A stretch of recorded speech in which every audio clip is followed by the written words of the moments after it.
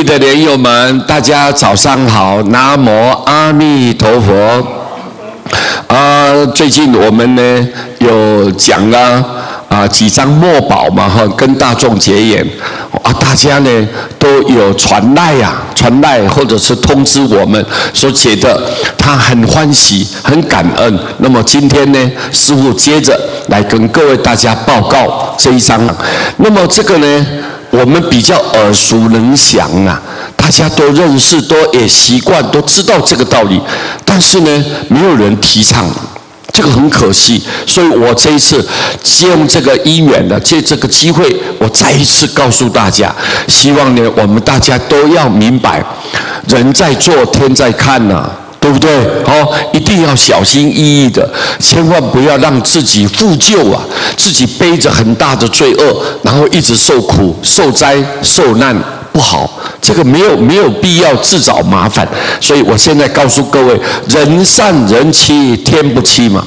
你人是一个很善良的、很温和的人，但是别人会会欺负你你太善良了，很老实非常的忠厚看起来就是这么很低调的这么一个人，但是这样子别人可能会看不起你人会欺负你但是天不欺，上天永远都不会欺负这些善良的人，永远都不会。各位，上天他有眼睛有眼睛老天有眼老天有眼，他在看到这个人是善良的，是慈悲的。各位，做人是守本分的，那他一定不会欺负你，而且会帮助你、拥护你随时随地都会来普照着你。所以各位，你看人善人欺，但是天不欺的。上天永远不会欺负你。人恶人怕，天不怕呀。你很凶恶，对不对？嚣张、蛮横、无理，故意找茬，随便找人麻烦，这个很凶恶。这个人没有人性。大家看到他就像老虎一样，大家怕，我们怕他，但是天不怕。有一天你恶贯满盈的时候，因果成熟的时候，你业力现前的时候，你知道吗？你就是必定要对因果负责。所以天不怕你你怎么样去欺负别人，但是天不怕你。有一天因缘到了，马上把你抓来，阎罗王就审判了。所以因果很清楚的，所以我们要知道，你不要耍官威啦，或者是耍这一种暴力行为啦，后来让社会大家人心惶惶，没有必要。各位，你做的一点一滴、一丝一毫，都会回到你身上来的。所以千万不要一步踏错就步步皆错，千万不要这样。所以一定要注意，家财万贯三顿饭。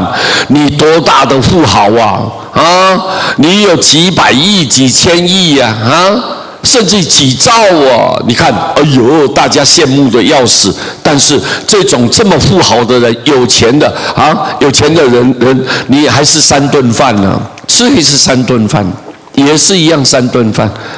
对，我们人世间一定要明白这个道理，知足才是最大的快乐。知足才最大的快乐。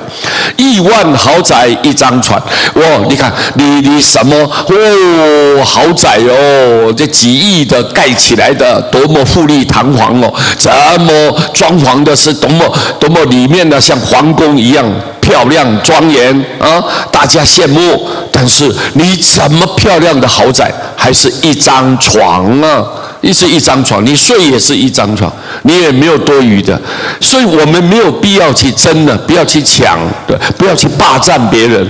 我们知足，每天幸福，每天快乐、健康，对不对？